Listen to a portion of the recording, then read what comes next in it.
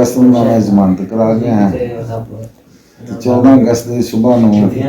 ਮੇਰੇ ਘਰ ਅਖਬਾਰ ਜੰਗ ਹੁੰਦਾ ਉਹ ਮੈਂ ਜੰਗ ਪੜ੍ਹਨਾ ਤੇ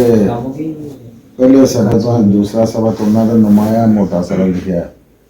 कि मौलाना हबीबुर रहमान यज़दानी की दरख्वास्त ज़मानत क़ब्ल अज़ गिरफ़्तारी मंजूर, मुकदमा की पैरवी मियाँ खलील रहमान एडवोकेट ने की।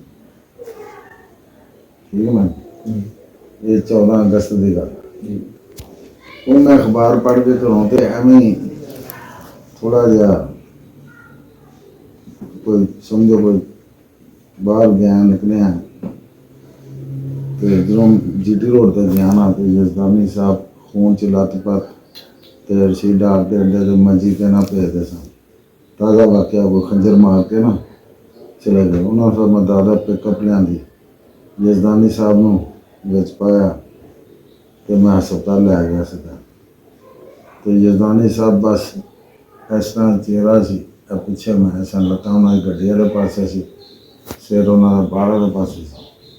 इको लफ्ज़ सी मियाँ साहब मेरी बेटियां का ख्याल रखो मियाँ साहब मेरी बेटियां का ख्याल रखो मियाँ साहब मेरी बेटियां बस यो लफ्ज़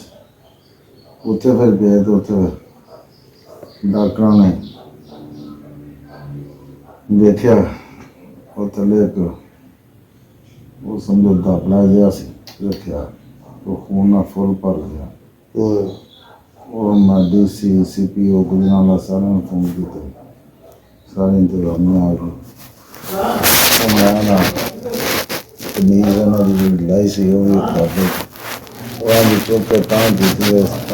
बाल्टी से पानी नहीं चढ़ा पर कपड़े ना ये पोजिशन से उत्थे फिर ज़्यादा लगता जमाना से वो चेयरमैन बदिया कामों की तो मत से शुगर